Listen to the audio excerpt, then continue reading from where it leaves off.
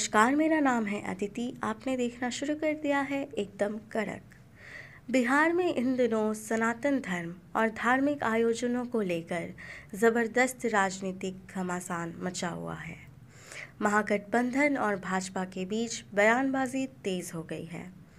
जहां महागठबंधन के नेता भाजपा पर चुनावी फायदे के लिए सनातन धर्म की राजनीति करने का आरोप लगा रहे हैं, वहीं भाजपा ने भी पलटवार करते हुए महागठबंधन को सनातन विरोधी करार दिया है। इस मुद्दे पर बिहार के उप मुख्यमंत्री विजय कुमार सिन्हा ने महागठबंधन पर तीखा हमला बोला है। बिहार के उप मुख्यमंत्री विजय कुमार सिन्हा लखीसराय के दौरे पर थे, जहां उन्होंने महागठबंधन को जमकर आड़े हाथों लिया। उन्होंने कहा कि महागठबंधन के नेता सनातन धर्म विरोधी है और उन्हें अपने ही धर्म पर शर्म आती है। उन्होंने ये भी आरोप लगाया कि ये लोग संविधान का अपमान कर रहे हैं और सनातन धर्म पर सवाल उठाकर समाज को बांटने की राजनीति कर रहे हैं। विजय सिन्हा ने कहा कि भाजपा हमेशा सनातन संस्कृति और भारतीय परंपराओं का सम्मान करती आई है, लेकिन महागठबंधन के नेता बार बार धार्मिक भावनाओं को ठेस पहुंचाने का काम कर रहे हैं। उन्होंने दावा किया कि भाजपा बिहार की जनता के साथ खड़ी है और सनातन धर्म की रक्षा के लिए कोई भी कुर्बानी देने को तैयार है। बिहार में आध्यात्मिक गुरु श्री श्री रविशंकर और बागेश्वर धाम के पीठाधीश्वर धीरेन्द्र शास्त्री के आगमन को लेकर भी राजनीतिक बयानबाजी तेज हो गई है। महागठबंधन के कुछ नेताओं ने इन धार्मिक आयोजनों पर सवाल उठाए हैं, जिस पर विजय सिन्हा ने कड़ा जवाब दिया। उन्होंने कहा कि श्री श्री रविशंकर को 193 देशों के लोग पूजते हैं, लेकिन महागठबंधन के नेताओं को उनके बिहार आने से परेशानी हो रही है। विजय सिन्हा ने कहा कि जो लोग इस तरह की मानसिकता रखते हैं वे भारत में रहने योग्य नहीं हैं।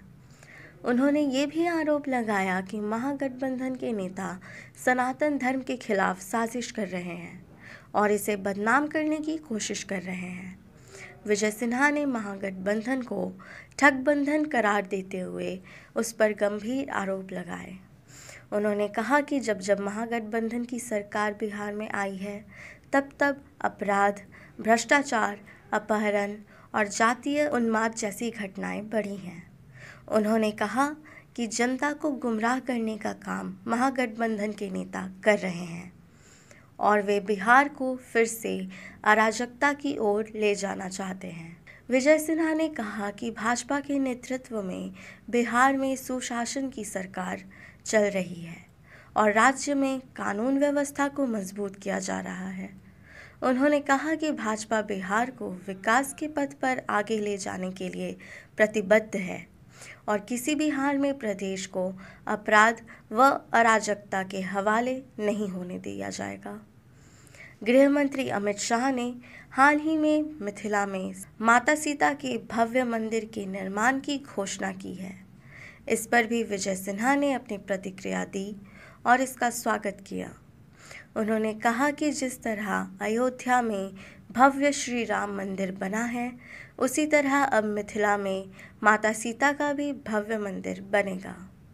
विजय सिन्हा ने कहा कि ये बिहार के लोगों के लिए गर्व की बात है कि अब यहाँ माँ जानकी की भव्य मंदिर का निर्माण होगा।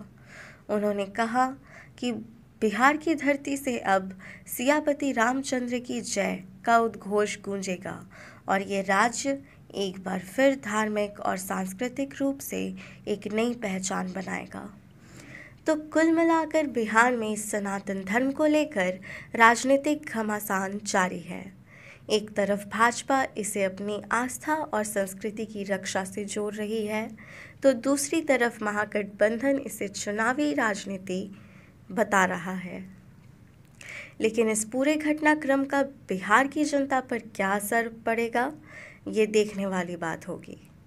ऐसी खबरों के लिए देखते रहें एकदम कड़क। धन्यवाद। नमस्कार, मेरा नाम है अदिति। आपने देखना शुरू कर दिया है एकदम कड़क।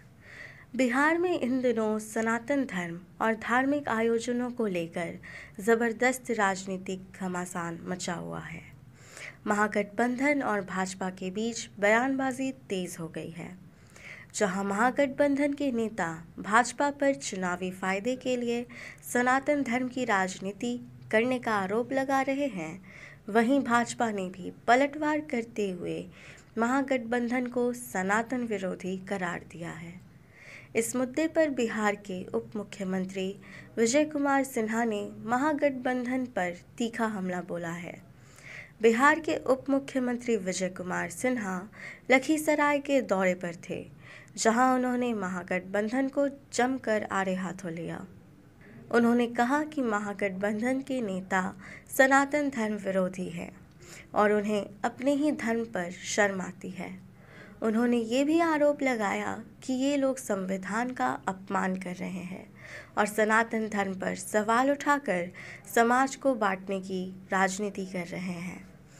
विजय सिन्हा ने कहा कि भाजपा हमेशा सनातन संस्कृति और भारतीय परंपराओं का सम्मान करती आई है, लेकिन महागठबंधन के नेता बार बार धार्मिक भावनाओं को ठेस पहुंचाने का काम कर रहे हैं।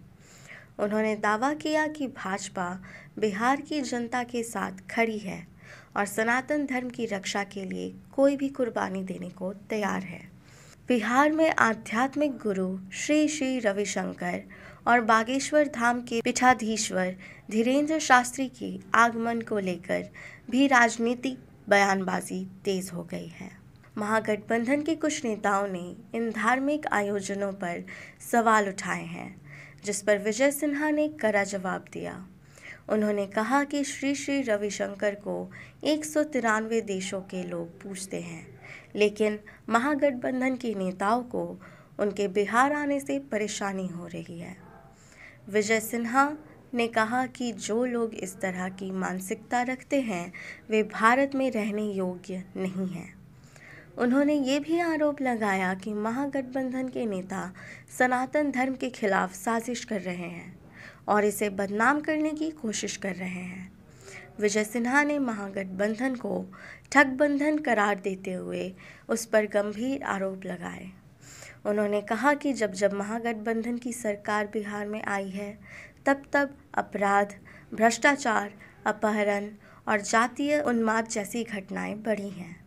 उन्होंने कहा कि जनता को गुमराह करने का काम महागठबंधन के नेता कर रहे हैं और वे बिहार को फिर से अराजकता की ओर ले जाना चाहते हैं। विजय सिन्हा ने कहा कि भाजपा के नेतृत्व में बिहार में सुशासन की सरकार चल रही है और राज्य में कानून व्यवस्था को मजबूत किया जा रहा है।